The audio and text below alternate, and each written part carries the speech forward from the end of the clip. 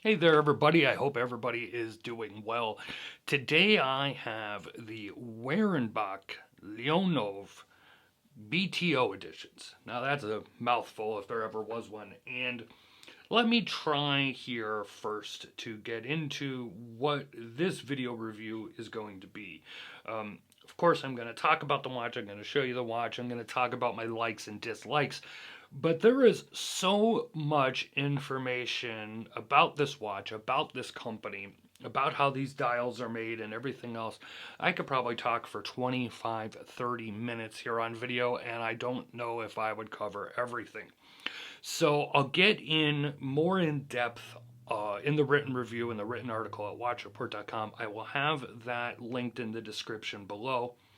I will, of course, also have the Werenbach website linked below, along with a link specifically to the concept and their story. There's a lot of information to read. There's also a book all about this and everything. So there is a lot of information here. And specifically, the Leonov model here, and this is also going to vary in price depending on dial choices and strap choices and everything. And these BTO editions, because you can get regular Leonov editions as well. Okay, but the BTO editions are available for the Leonov and Soyuz collections and feature watch faces that are highly distinctive in appearance or made from a rare type of rocket material. The faces can be selected in our online configurator once a customer has made their choice, each watch assembled to order. And currently it is saying that it'll be 2 to 3 weeks before delivery. All right, so what do we have here though? Let's get down to the base of it. What do we have here? Well, we have dials that are being made from the engine cladding of rockets, and these are Russian rockets, and they sourced the material, from Kazakhstan. So these watches are made and assembled in Switzerland. They're sourcing the material from these dials in Kazakhstan, and they are from Russian rockets. Now, you're going to see with this BTO edition here, and specifically the one that I chose. Now, there are so many dial colors and so many dial options. Every watch is going to look a little bit different. And really, there's no other way to show you, but if you take a look at their website just to see all the options that are actually available, even in just this collection. This one that you see in front of you here is the BTO Burnt Orange, or Orange Burned as they call it. And I specifically chose this one that is very pitted and very chipped.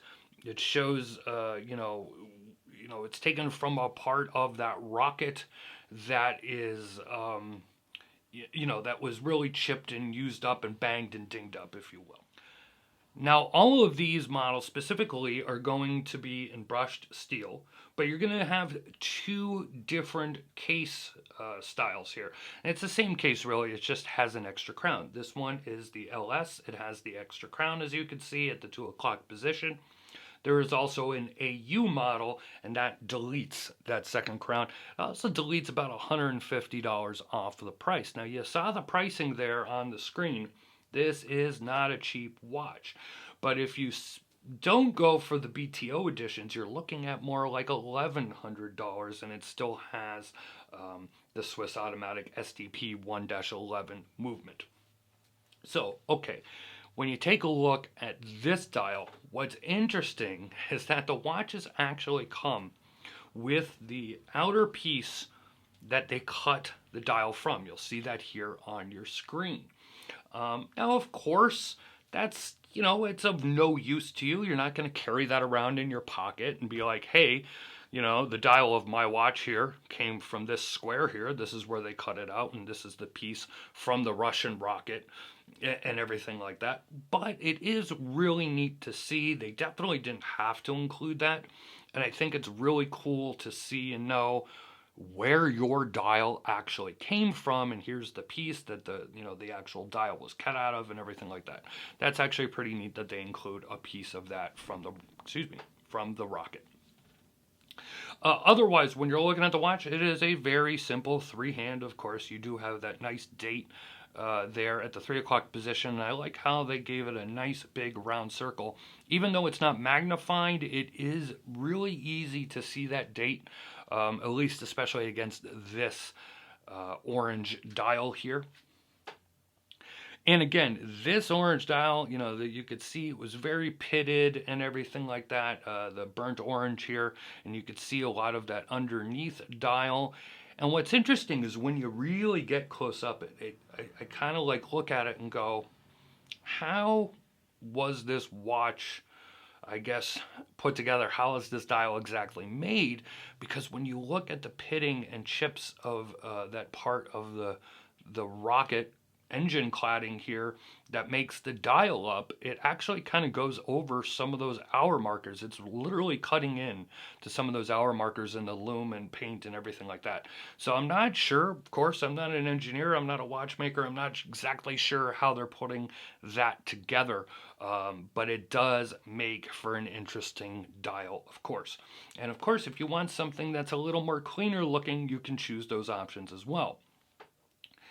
Now, when you take a look at that chapter ring, that's a whole other story.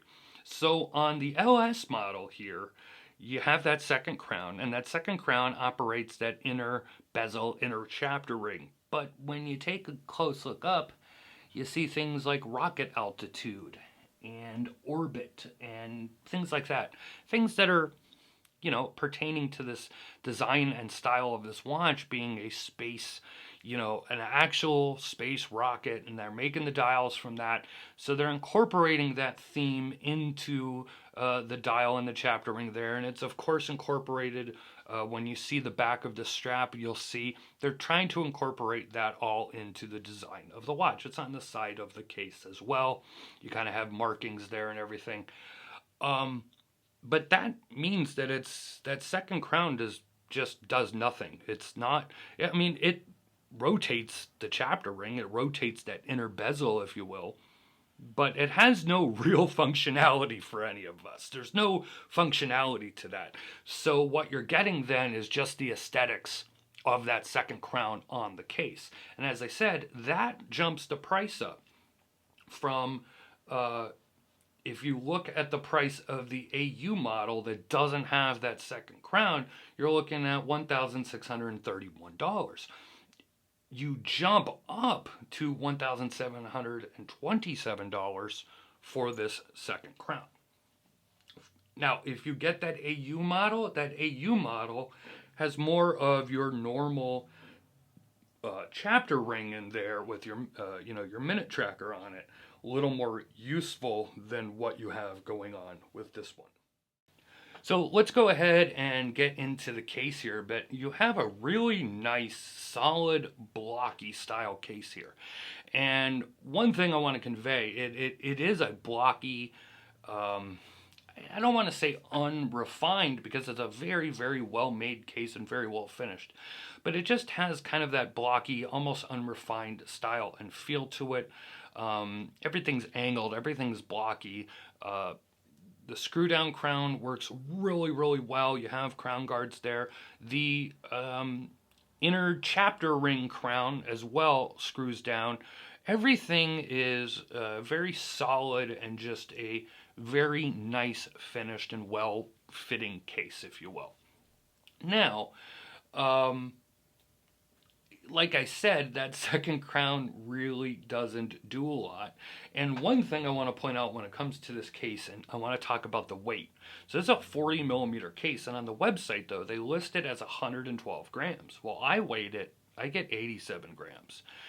It is on the textile strap. There is 1, 2, 3, 4, 5, 6, 7, 8, 9, 10. What do we got here? 8 different strap options, one including a stainless steel bracelet.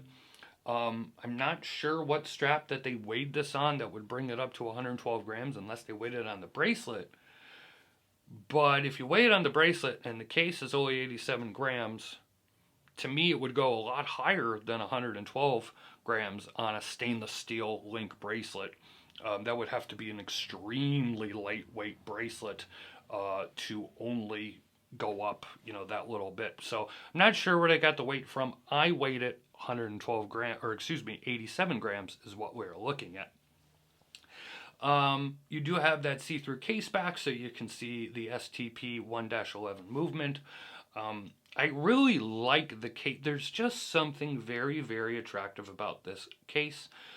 It's very well machined and very well finished. It's all brushed. There's just something I really, really do like about this case, even though that second crown really is kind of useless. I enjoy the aesthetics of it too.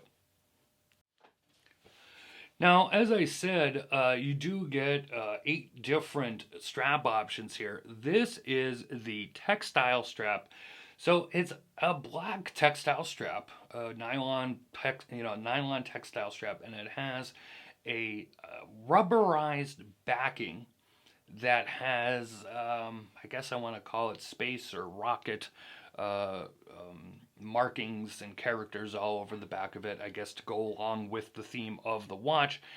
You do have quick release pins on it as well. I don't know what is going on in the world of watches, but I'm seeing a lot of quick release pins on watch straps anymore, and I don't like it. I've talked about this the last couple of watches that have had it, and on different videos and articles.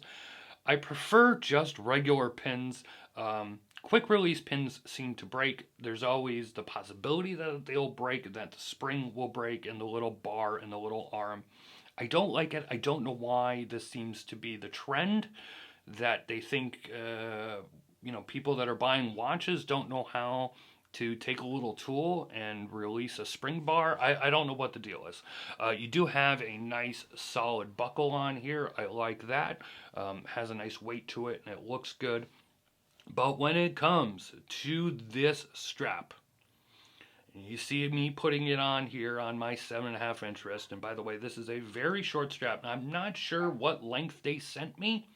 You can choose small, medium, or large when it comes to wrist length for the size of the strap. I'm not sure which one they sent me. I want to say they sent me the small one because I have one hole left on my 7.5 inch wrist for this strap. So it is extremely small.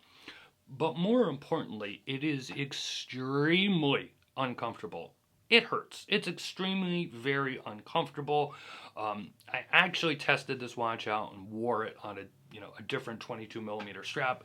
There was no way I was going to even attempt to break this strap in. It feels like you're putting cardboard on your wrist, is the only way I could describe it.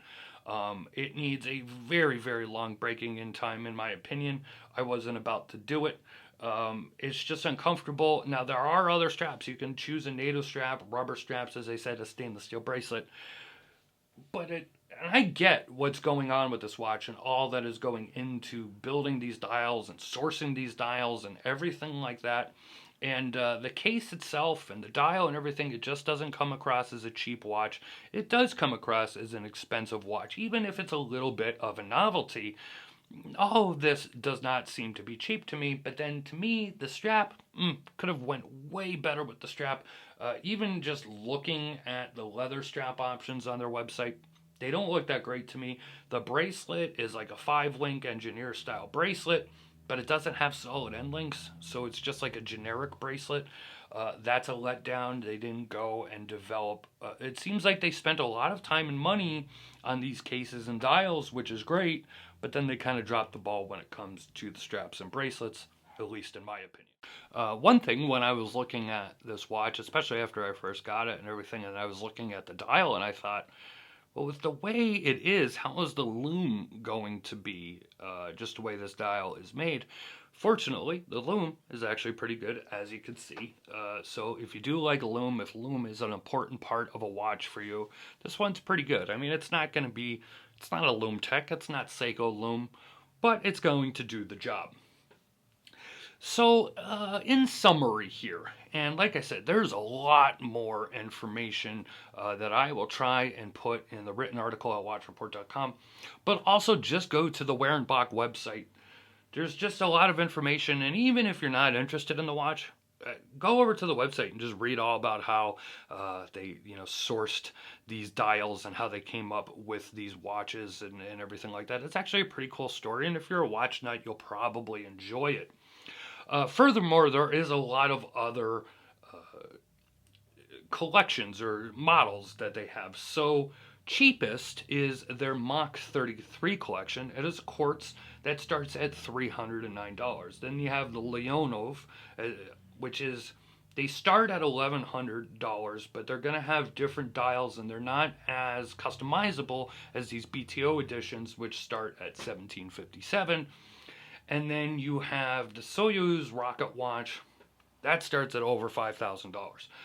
So you're really getting up in the collection there. And I will point out that looking at it on the website for those Soyuz rocket watch collection, I still see that same, it's a different style case and everything, and there's chronographs of it and all that, but I still see the same bracelet option that does not have solid end links. Now, I haven't seen this bracelet in person, so maybe it has a really nice clasp, or maybe it was made for them and they chose not to go with the fitted end links. But when I see that, and I see not fitted end links and watches that are costing these kind of prices, I don't like it. I prefer a more seamless style bracelet and watch transition, and it comes across a little cheap to me. But again, I haven't seen these in person, so maybe I am overstating that. Maybe it is a really nice bracelet and they chose it for those reasons. I don't know without seeing it in person. But at its core, I mean, this is a really unique and interesting watch. And yes, it's very niche. It's, maybe a little on the side of gimmicky. I don't know. Gimmicky to me sounds like it's cheap or it's silly or whatever. And I don't think gimmicky would be the right term, but it's definitely niche. I mean, this is... you're paying a lot of money because of that dial. You're paying a lot of money because of how they make the dials, how they source the dial, and everything like that. Case design and case manufacture, as I said, is actually very, very nice, and you do get, in this specific instance, you do get at least a nice Swiss movement. But then, like I said, on this particular example that I have with this textile strap, it really falls down. And I mean, you're looking at a price of somewhere between $1,600, $1,700, $1,800, depending on case and dial configuration for this BTO edition. It's a lot of money for a niche watch for a brand that's only, I think, been going around 2-3 years since they started their Kickstarter. As far as the watch itself, though, I do like it. I think it's cool. I think it's funky. I love this particular dial that I have in front of me for review that's, all pitted and scratched up, because it tells you it comes, from an area of the rocket that was really worn down. And I really do love this burnt orange color as well. Lots and lots of other colors to check out on the website. But I think they did a good job with the case and the dial. And if you want to see more, as I said, I'm going to try and cover a lot more in the full review at watchreport.com. And then just go check out the Werenbach website. There is a lot of information, a lot of cool stuff. You could check out their other models and everything like that. This video has already gotten way longer than I wanted it to be, but I hope you enjoyed it. I hope you enjoyed this video look at this watch.